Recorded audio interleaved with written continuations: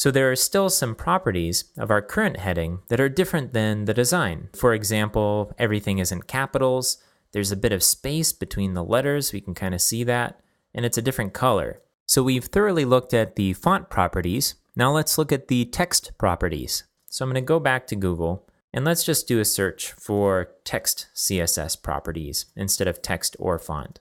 Okay, so we have CSS text in W3 Schools. Let's hop over to that page and let's scroll down. So the first property is text color, which we can see here is color. Let's click the try it yourself to see what this looks like in action. So in this example, they're setting the color of the heading to this bright green color and the color of this paragraph to this blue. And you can see several different ways to set the color. One being with just natural language, so we can say red or orange or yellow.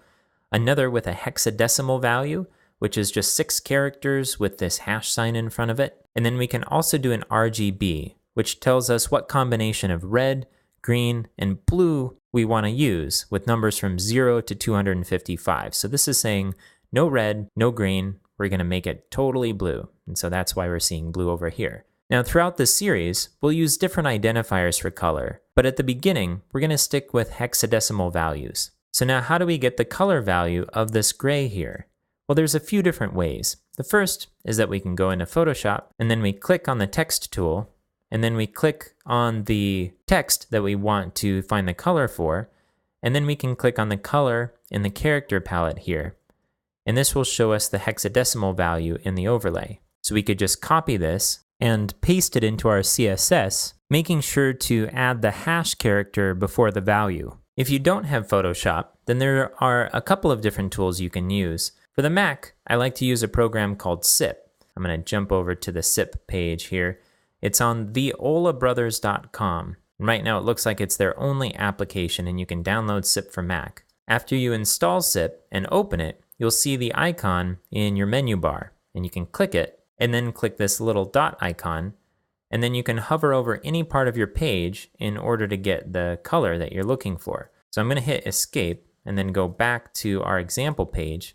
I'll click SIP and this icon and then I'm going to hover over the text. And you can see that there's several gradations of gray here. I want to select the darkest color in here because the other colors are lighter simply because they're combining with the white behind it. And then I'll click. And if you were quick, you could see the color showing in a dialog right underneath. And it actually copied that color to my clipboard. So again, down here we can edit the styles for our heading. I'll click the last property we set and hit tab to go to the next line. And I'll type in color, tab, and then I'll paste in the color that we were just using. And up here, we can see that the gray now aligns a bit more closely with what we have up here. It seems a little bit darker, but we can adjust this later. That's one of the powers of CSS. I'm going to jump over to my Windows virtual machine.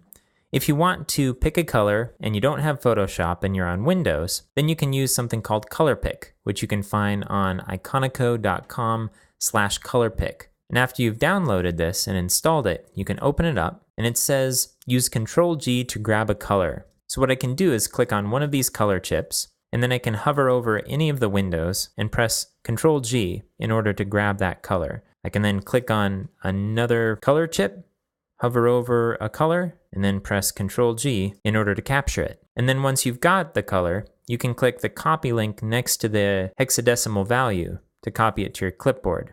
And then you can paste it into your styles. All right, I'm going to jump back to Chrome.